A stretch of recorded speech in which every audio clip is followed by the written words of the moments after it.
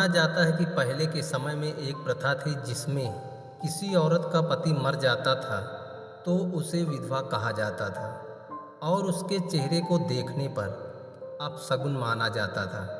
क्या पति के मरने के बाद उस औरत के जन्मजाति रिश्ते भी खत्म हो जाते थे? उस औरत के माँ बाप भाई बहन कोई नहीं रहता था? क्या शादी होने के बाद यह सभी रिश्ते भी खत्म हो जाते थे? क्यों एक औरत को जिंदगी से समझौता करने के बाद भी पति के मरने के बाद ना चाहते हुए आत्मदाह करना पड़ता था? आज की कहानी इसी विषय पर है। एक औरत जिसने अपनी सूझबूझ से एक गांव में होती हुई इस प्रथा को खत्म करवा दिया था। बहुत समय पहले एक गांव में एक लड़की का जन्म हुआ। वैसे तो पहले उस गांव में बहुत सारी लड़कियों का जन्म हुआ था, लेकिन इस लड़की की बात ही अलग थी। यह लड़की जब 10 साल की हुई तब इसने गांव में काम करने के बहुत से तरीकों को बदल कर रख दिया। गांव के लोग इस लड़की की बातों से बहुत प्रभावित होते थे। हद तो तब हो गई जब इस लड़की के घर वाले एक दिन तरवाहा यानी छपरा रखने के लिए थूनी गाड़ रहे थे।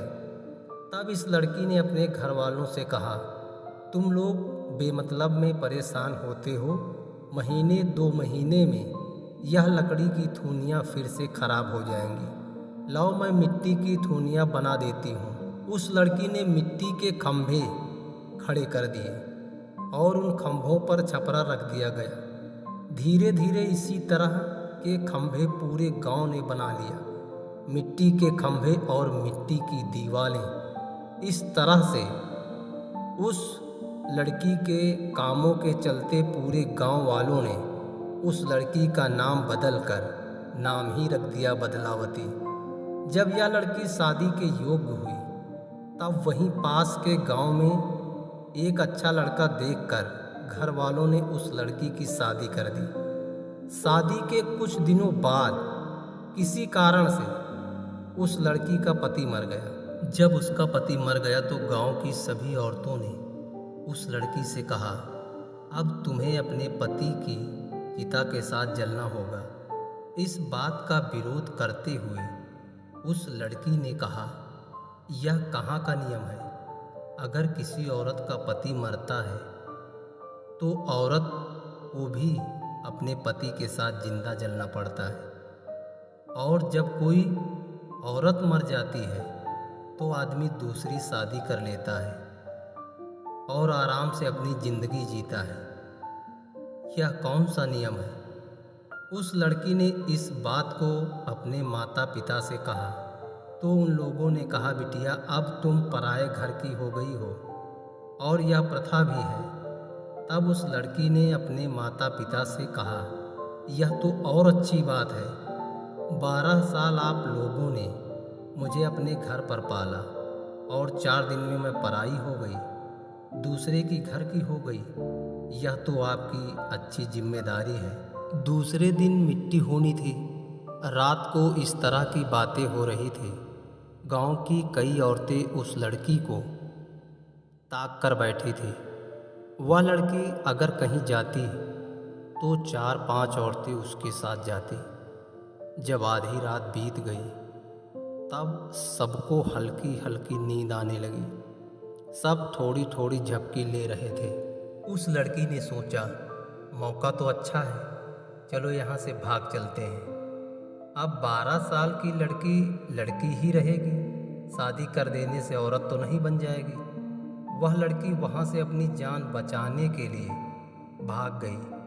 उसने यह भी नहीं सोचा कि अगर कोई जानवर मिल जाएगा तो मुझे खा जाएगा। वह लड़की घने जंगलों के बीच से भागी जा रही थी। उसके दिमाग में केवल एक बात थी, मरना तो मुझे वैसे भी है, भागकर शायद मैं बच जाऊं। सब कुछ भूलकर बस वह भागे जा रही थी। जंगल बिल्कुल घना था। रात का सन्नाटा इस कदर शांत था मानो किसी को अपनी आगोश में लेकर बैठा हो।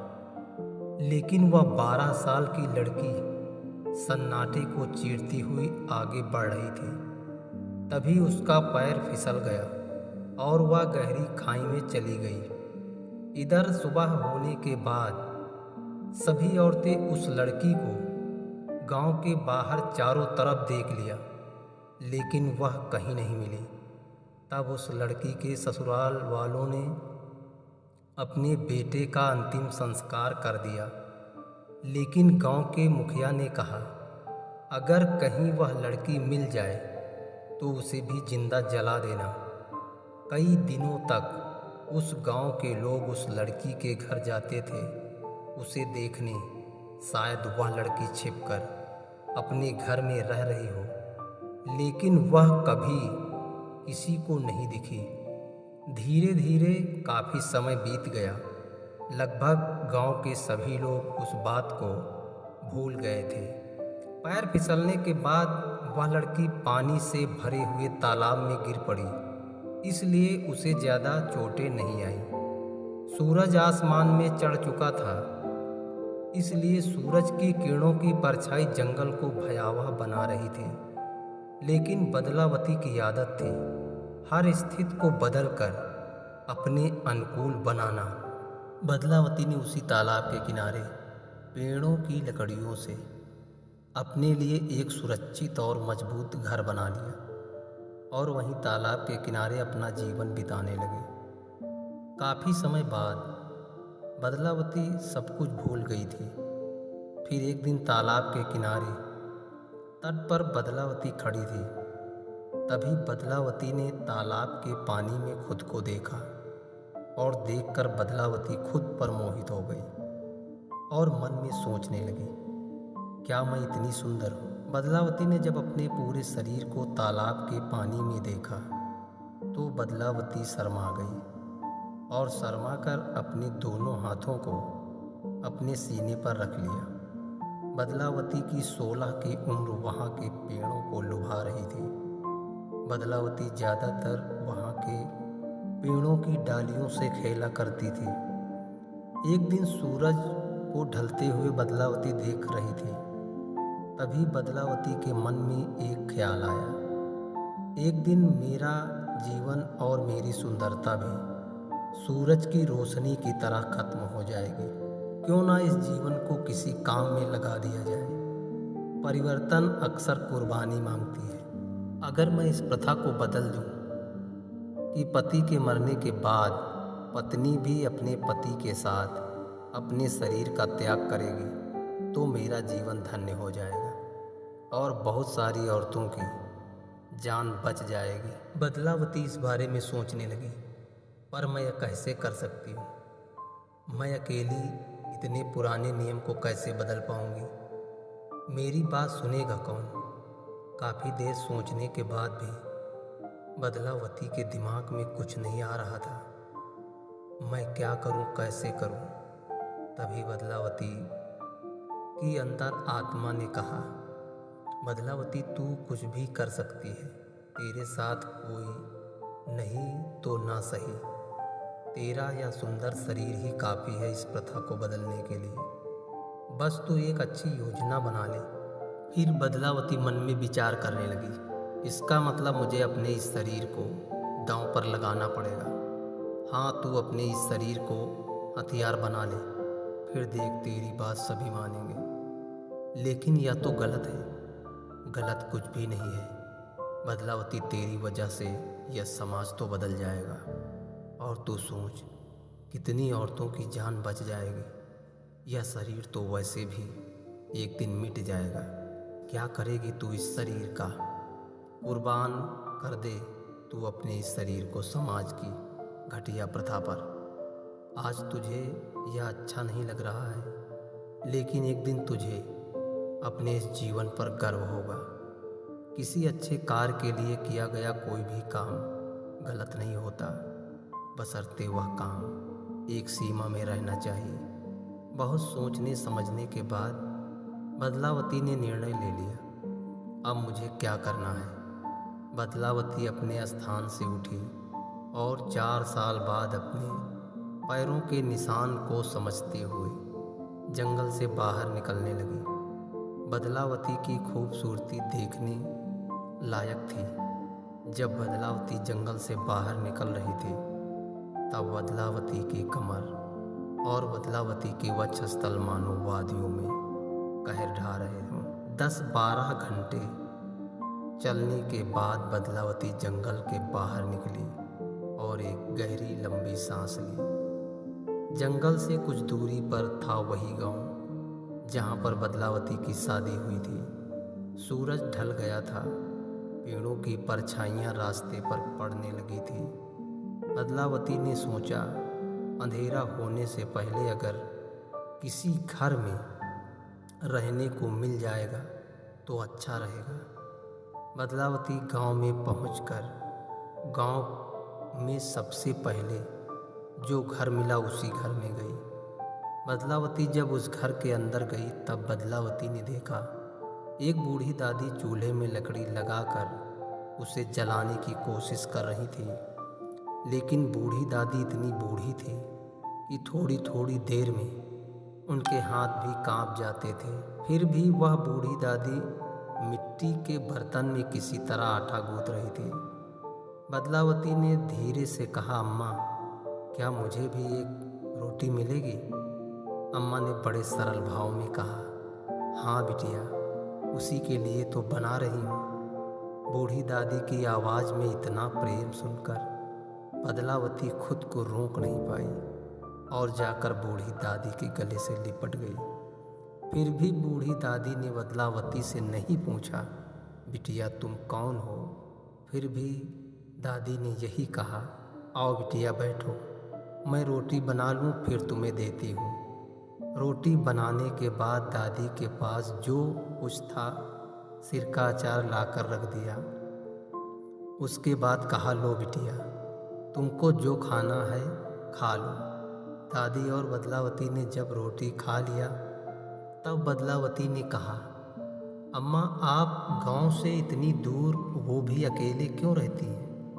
तब दादी ने कहा, बिटिया, 4 साल पहले मेरे नाती की शादी हुई थी, लेकिन समय ऐसा था कि शादी के तुरंत बाद उसकी मौत हो गई। जिस लड़की से शादी हुई थी वह लड़की उसी रात घर से भाग गई। सुबह मैंने उस लड़की की तरफ से कुछ बातें कह दी थी।